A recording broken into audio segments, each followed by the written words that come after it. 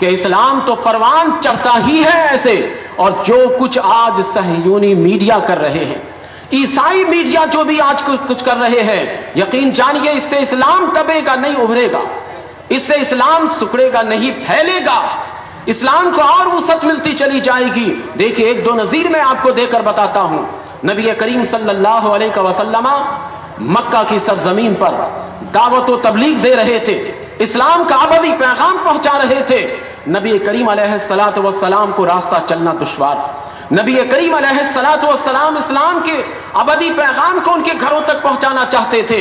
نہ اس سے مال کے طلبگار تھے, نہ اس سے جائیداد کے طلبگار تھے, نہ اس سے کسی اور صلاح کے طلبگار تھے. نبی کریم صلی اللہ علیہ وسلم صرف یہ چاہتے تھے کہ اسلام کا ابدی پیغام ان تک پہنچا دیا جائے, اسلام کے روشن ان کے گھروں گھروں میں روشنی پہنچا دی جائے. اس کے جواب میں ان لوگوں نے نبی کریم صلی اللہ علیہ وسلم کے ساتھ جو کچھ سلوک کیا, اس کا نتیجہ نکلا کہ حضور وہاں سے ہجرت کرنے پر مجبور ہو گئے. سرکار مدینہ علیہ الصلوۃ والسلام پھر مکہ سے ہجرت کر کے مدینہ المنورہ پہنچے. مکہ سے جب ہجرت کر کے سرکار مدینہ پہنچے تو اب خود بخود اسلام مکہ سے نکل کر مدینہ پہنچ گیا. یہ اسلام کو فائدہ ہوا یا نقصان ہوا؟ اسلام کو فائدہ ہوا. تو اسلام مشکلات میں گھرا رہتا ہے. اسلام ایسی صورت میں کبھی بھی اپنے دل کو چھوٹا نہیں کرتا.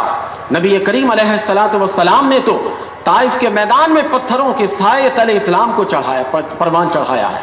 نبی کریم علیہ الصلوۃ والسلام مدینہ المنورہ میں آپ نے تلواروں کے سائے تلے اسلام کو آگے بڑھانے کی کوشش کی. تو ایسی صورت میں مکہ سے نکل کر جب مدینہ گئے تو گویا کہ اسلام مکہ سے نکل کر مدینہ تک پہنچا. مدینہ سے پھر جب ملک شام میں اسلام کے خلاف کارروائی ہونے لگے تو پھر اسلام مدینے سے نکل کر ملک شام پہنچا. یمن میں یہی سلسلہ چلا تو پھر اسلام مدینے سے نکل کر یمن پہنچا. یعنی پوری دنیا میں اس طرح سے اسلام پھیلتا رہا. اور دیکھیں ایک اور نقطے کی بات کہ حضور علیہ الصلوۃ والسلام مکہ سے ہجرت کر کے مدینہ منورہ پہنچے.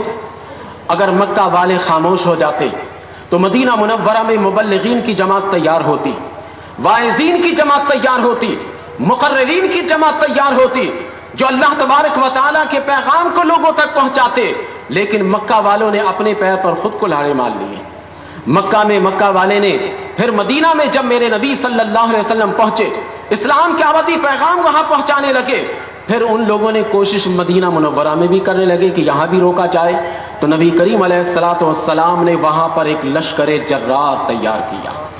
دیکھیں اسلام کو جب ستانے لگے تو بجائے مبلغین تیار ہونے کے وہاں پر مجاہدین تیار ہونے لگے. جب مدینہ میں پہنچنے کے بعد مکہ کے لوگوں نے ستانا شروع کیا تو وہ واعظین اور مقررین پیدا ہونے کے بجائے وہاں پر بہترین قسم کے مجاہدین, بہترین قسم کی کمانڈر تیار ہونے لگے. یہ کس کا نتیجہ تھا؟ یہ مکہ کے لوگوں کی اپنی غلطی تھی. مکہ کے لوگوں نے اپنے آپ خود غلطی کی اور اسلام کو آگے بڑھنے کا خود موقع دے دیا. تو ہم یہی کہتے ہیں کہ آج اسلام کو جتنا دبایا جا رہا ہے, اسلام کو جس قدر دبانے کی کوشش کی جا رہی ہے اور اسلام کو دہشت گردی کا نام جس طریقے سے دے کر اسلام کو دیوار سے لگانے کی کوشش کی جا رہی ہے, اسی طرح اسلام آہستہ آہستہ طاقتور ہوتا چلا جا رہا ہے. اب اسلام میں بھی دیکھیے طاقت, ایٹمی طاقت آ رہی ہے. یہ طاقت اسلام میں بھی حاصل. تو یہ دیکھیے, یہ میں نے تصویر کا ایک رخ بتایا کہ وہ لوگ خواہ یہ جو ہے اس طرح سے اسلام اور دہشت گردی کو آپس میں ملانا چاہتے ہیں. ایک بات میں آپ کے گوش گزار کروں کہ آپ نے بڑوں سے بھی سنا ہوگا, ہر شر میں خیر کا ایک پہلو ہوتا ہے. آج اسلام کے خلاف اتنے شر پھیلائے جا رہے ہیں, اسلام کے خلاف پتہ نہیں کیا کیا باتیں کی جا رہی ہیں. اسلام کے ماننے والوں کو وہ نیک کام بھی کرتا ہے تو دہشت گردی سے اس کو جو ہے موصوف کیا جاتا ہے. اس شر میں خیر کا پہلو موجود ہے. وہ خیر کا پہلو کیا موجود ہے؟ آج ہمارے مبلغین کو نئی سوچ کے ساتھ اسٹیج پہ آنے کا یہ پہلو مل رہا ہے. ہمارے فقہا کو, ہمارے مفتیان کو, ہمارے اسلامی دانشوروں کو, اسلام پسند لوگوں کو یہ موقع مل رہا ہے کہ اسلام کو اس طریقے سے لوگوں کے سامنے پیش کرو کہ وہ لوگ اسلام کو دیکھ کر اصل حقائق سے واقف ہو جائیں. کیونکہ وہاں پر طریقہ کار یہ ہو رہا ہے کہ اسلام کو مسخ کر کے اسلام کی شکل پیش کی جا رہی ہے, اسلام کو بالکل بگاڑ کر اسلام کی شکل لوگوں کے سامنے پیش کی جا رہی ہے. ہم تو یہاں بیٹھے ہیں, جہاں پر صدائے لا الہ الا اللہ ہم سن رہے ہیں، جہاں پر ہمیں موقع مل رہا ہے کہ ہم جا کر مسجدوں میں نماز پڑھتے ہیں، ہمیں یہ کھلی فضا میں اللہ اور اللہ کے رسول کی باتیں کرنے کا جو ہمیں موقع مل رہا ہے، لیکن ان علاقوں میں چلے جائیے جہاں پر مسلمانوں کا راستہ چلنا دوبر کیا جا رہا ہے، اسلام کا چہرہ کس طریقے سے مس کر کے پیش کیا جا رہا ہے۔ آپ نے ابھی چند دن پہلے اخبارات میں پڑھا ہوگا، ہمارے ملک کا کوئی آدمی اگر امریکہ میں پہنچتا تو چلیے ان کو کوئی خدشہ ہوتا کہ یار پاکستان سے آیا ہے، وہیں پر وہ رہنے والا، وہیں کا وہ باشی تھا، وہیں کا باشندہ تھا، لیکن اس کے اندر اس کے اعتبار سے ایک خرابی یہ تھی کہ اس کی داڑھی شریعت کے مطابق ایک مشت تھی۔ وہ ایک صوبے سے دوسرے صوبے جانا چاہتا تھا، اسے جہاز پر بیٹھنے کے بعد اسے اتار دیا گیا، یہ کہہ کر اتار دیا گیا کہ اس پر دہشت گردی کا شبہ ہے، حالانکہ اس کے پاس گرین کارڈ ہے اور وہ گرین کارڈ کو لے کر سفر کر رہا تھا اور وہ وہیں امریکہ کا باشی تھا وہ، لیکن اس کا جرم صرف اتنا تھا اس کے نظر میں کہ اس نے پوری داڑھی رکھی تھی، ایک مشت اس کی داڑھی تھی۔ تو گویا کہ ان علاقوں میں نماز پڑھنا تو دور کی بات، اس طرح شریعت مطہرہ کی پابندی کرنا بھی ان مسلمانوں کے لیے ایک جرم ثابت کر دیتے ہیں۔ تو یہ لوگ اسلام کو جب مس کر کے پیش کر رہے ہیں، اسلام کی اصل تصویر پیش کرنا نہیں چاہتے، تو ایسی صورت میں ہمارے علماء کی ذمہ داری کیا ہے، ہمارے دانشوروں کی ذمہ داری کیا ہے، ہمارے فقہاء کی ذمہ داری کیا بنتی ہے؟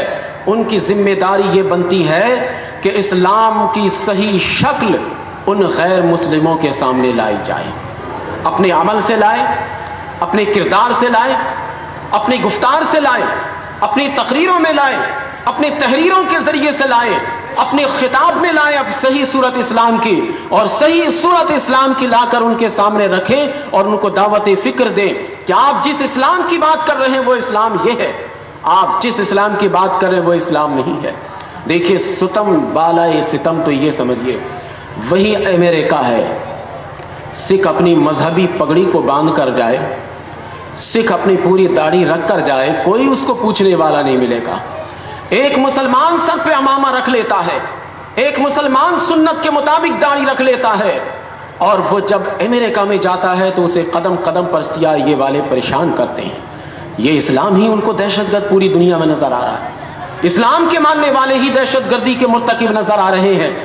آپ دیکھ لیں کہ ابھی ہمارے قریب ہی ملک میں سکھ جو ہے وزیر اعظم ہے، وہ اپنے مکمل مذہبی عمامہ کے ساتھ جاتا ہے، مذہبی پگڑی کے ساتھ جاتا ہے، کوئی روکنے والا نہیں۔ لیکن ہمارے حکمران جب جائیں گے تو ان کو ایئرپورٹ پر روکا جائے گا، وہ تو بیچارے ٹوپی پہن کر بھی نہیں جاتے، تب بھی روکا جاتا ہے۔ اگر خدا نہ خواستہ ہمارا ایسا حکمران ہوتا جو داڑھی اس کی پوری ہوتی، سر پہ عمامہ ہوتا، لباس اسلام کے مطابق پہن کر جاتا، تو اسے تو وہاں جانے نہیں دیا جاتا، واپس کر دیا جاتا، ان کو جانے کی اجازت ہی نہیں ملتی صاحب۔ تو یہ اسلام کے خلاف اس طرح سے کر رہے ہیں، تو اس وقت ہمیں ایک نئی سوچ اور نئی فکر مل رہی ہے کہ ہم نئے سرے سے سوچیں کہ اسلام کی صحیح شکل کس طریقے سے ہم ان بے دینوں کے سامنے لائیں، صحیح صورت کس طریقے سے ان بے دینوں کے سامنے ہم لا کر پیش کریں۔ یہ کوشش کر کے جب ہم صحیح شکل اور صحیح صورت ہم لے کر آئیں گے، تبھی جب ہم اسلام سے اس طرح سے ہم نکل کر آگے کی طرف بڑھ سکتے ہیں۔ تو دیکھیے اس شر کے پہلو میں ایک خیر کا پہلو بھی مضمر ہے کہ ہمیں سنبھلنے کا موقع مل رہا ہے۔ ہم اپنے صفوں کے اندر نئے سرے سے دیکھیں کہ ہمارے صفوں کے اندر کون لوگ ہیں، ہم اپنے صفوں کا جائزہ لیں اور جائزہ لے کر دیکھیں کہ ہمارے صفوں میں کیا مسئلہ ہے، آخر کیا وہ بنیادی باتیں ہیں کہ جس کی بنا پر یہ لوگ ہمیں دہشت گردی کا نام دیتے ہیں اور دہشت گرد کہتے رہتے ہیں، آخر کیا وجہ ہے۔ تو یہ بیرکیف ایک الگ پہلو ہے، لیکن یہ مسئلہ تو آپ سمجھ گئے کہ جب اس طریقے سے اسلام کے خلاف پروپیگنڈا ہو رہے ہیں تو اب ہمیں تو سوچنا چاہیے نا کہ اسلام کی اصل شکل کیا ہے، اس پر ہمیں غور کریں۔ اب دیکھیں ہم اس کو کیا ہے۔ آئیے میں چند واقعات جو آپ پہلے بھی سن چکے ہوں گے اس کے قریب لا کر میں آپ کو بتاتا ہوں کہ اصل اسلام کیا ہے۔ اسلام اصل کے اعتبار سے امن پسند مذہب ہے، اسلام سے زیادہ دنیا کا کوئی مذہب امن والا نہیں ہے۔ یہ تو تصویر کا ایک رخ آپ نے ملاحظہ کیا کہ یہ دنیا کے لوگ، یہ لوگ اس طریقے سے اسلام کو جو ہے